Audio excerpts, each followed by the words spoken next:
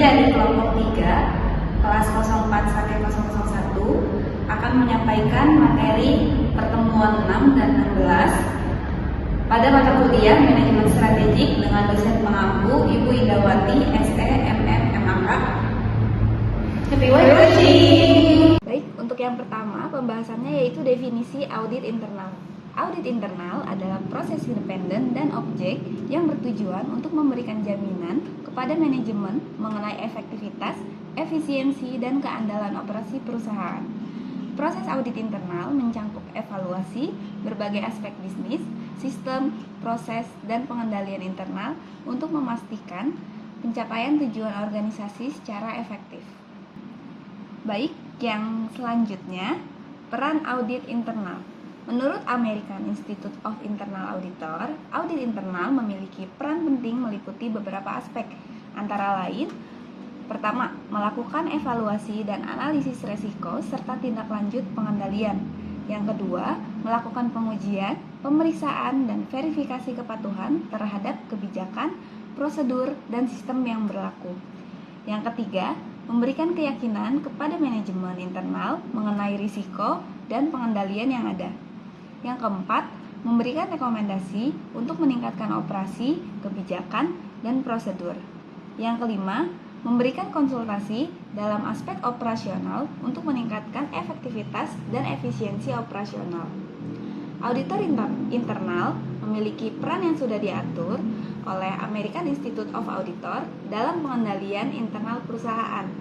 Dalam International Standard for the Professional Practice of Internal Auditing menegaskan bahwa auditor internal bertanggung jawab untuk membantu perusahaan dalam menjaga pengendalian internal yang efektif melalui evaluasi kecukupan, efisiensi, dan efektivitas pengendalian, serta mendorong peningkatan pengendalian internal secara berkelanjutan. Karakteristik audit internal yang pertama ada independensi, di mana seorang auditor internal dituntut untuk tidak memihak kepada pihak-pihak tertentu, tidak dikontrol, dan tidak bergantung kepada orang lain. Yang kedua, memiliki pengetahuan, keterampilan, dan kompetensi, di mana pengetahuan, keterampilan, dan kompetensi diperlukan dalam menjalankan tugas dan tanggung jawabnya.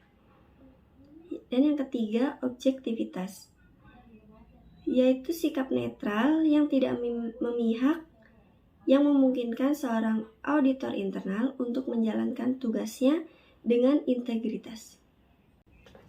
Selanjutnya ada hakikat audit internal dan manfaat audit internal. Hakikat audit internal meliputi independensi dan objektivitas, penilaian pengendalian internal, evaluasi efektivitas, pemberian rekomendasi perbaikan, keterlibatan seluruh organisasi, evaluasi resiko dan ketidakpatuhan, pelaporan transparansi, dan proses berkelanjutan. Dan untuk manfaat audit internal meliputi peningkatan efisiensi operasional, pengurangan resiko, peningkatan kepatuhan terhadap peraturan, serta pencapaian tujuan jangka panjang perusahaan. Selanjutnya, ada kekuatan dan kelemahan internal. Kekuatan internal adalah kemampuan unik yang tidak dapat ditiru oleh pesaing, seperti sumber daya yang kuat, kemampuan manajemen yang efektif, dan proses operasional yang efisien. Dan untuk kelemahan internal, seperti keterbatasan sumber daya, kemampuan manajemen yang lemah, proses operasional yang tidak efisien, dan kurangnya kemampuan untuk berinovasi dan beradaptasi dengan perubahan lingkungan. Proses audit internal. Identifikasi kekuatan dan kelemahan utama organisasi melalui kerjasama antar manajer dari berbagai unit. Penyusunan daftar 10-20 kekuatan dan kelemahan penting yang mempengaruhi masa depan organisasi. Dan analisis interaktif antara fungsi bisnis seperti pemasaran, keuangan, produksi, operasi, penelitian, dan sistem informasi untuk memahami hubungan antar area fungsional. Oke, selanjutnya kita akan membahas mengenai pandangan berbasis sumber daya. Jadi pendekatan RBV atau Resource Based View menyatakan bahwa sumber daya internal lebih penting dibandingkan faktor eksternal dalam mencapai keunggulan kompetitif yang berkelanjutan.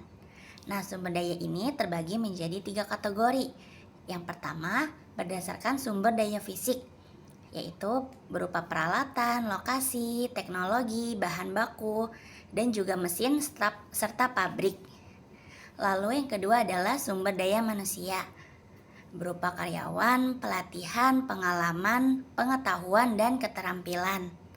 Lalu yang terakhir adalah sumber daya organisasi, yaitu berupa sistem informasi, proses, perencanaan, paten, dan juga merek dagang. Lalu selanjutnya adalah budaya perusahaan. Budaya perusahaan adalah pola perilaku yang berkembang dalam organisasi sebagai respons terhadap masalah adaptasi eksternal dan integrasi internal. Nah, budaya perusahaan ini bisa menjadi kekuatan dan juga kelemahan bagi perusahaan tersebut.